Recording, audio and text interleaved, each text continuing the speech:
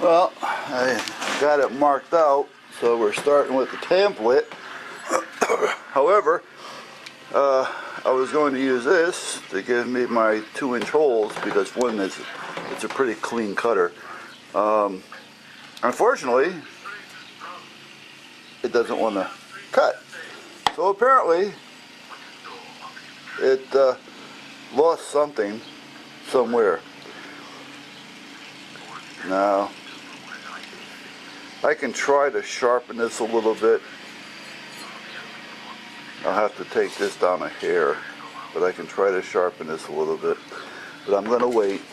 I went through some of my other, and I found a 2-inch hole there. So I'm going to use that one for now, and I'm going to go down and pick up some more bits, and I'm going to pick up a new drill press. This one here has been around for years. I don't really use it a lot. I've used this in the last 3 or 4 years, maybe 3 or 4 times.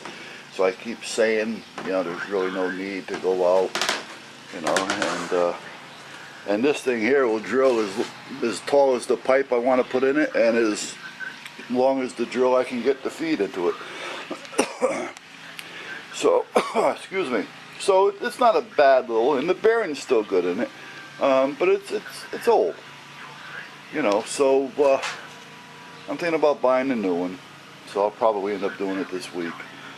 So, and then I'll still keep this one, and I may even put it on its side, build a side bracket for it.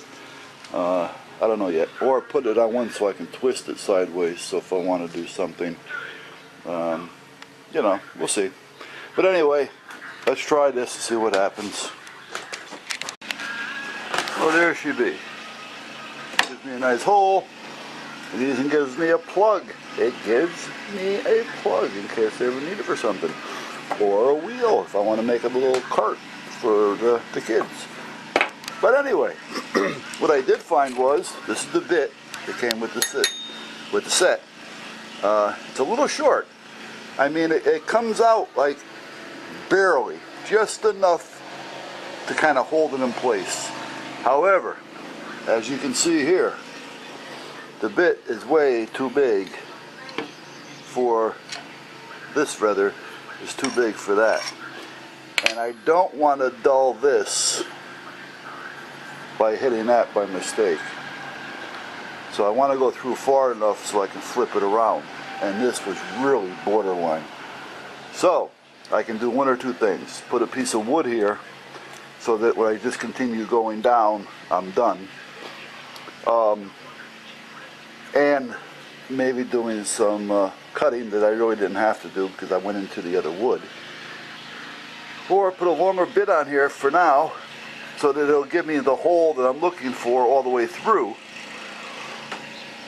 And then I don't have to worry about it too much because I can turn it around once I get through enough to where I think it's okay. Yeah, capiche? So that's what I'm going to do. Either or, I guess it's about the same amount of work, so I'd rather do it this way.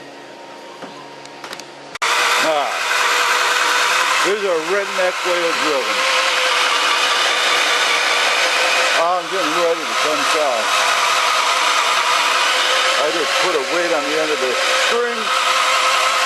It gradually keeps weight on the handle, which is feeding the hole for me. How do you like that for a redneck hookup? Well, I don't know if you heard me before, but what I had done was I tied a plate that the wife used with her 5.56 for the first time ever using a rifle in her life. And I believe it was 75 yards. I'm not positive on that, but I think that's what it was. Not bad. But anyway, that weight, as you can see, I have it tied to the handle. So as I bring the handle around, the string comes down on it. Let's make some room here.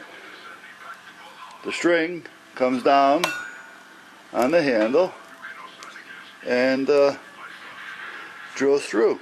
And as it goes down further, it drills through further, keeping tension on the string because of the weight. And I don't have to stand here and guide it for 2 or 3, 4 minutes or whatever the case may be. Aha! I can walk away and get a sip of coffee without worrying about it.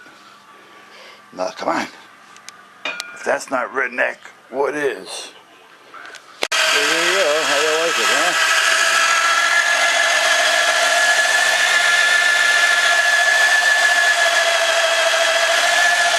It's drilling slowly. Got a little bit of pressure on it. The wood is stamped in, so I don't have to worry about it running away. And here we are.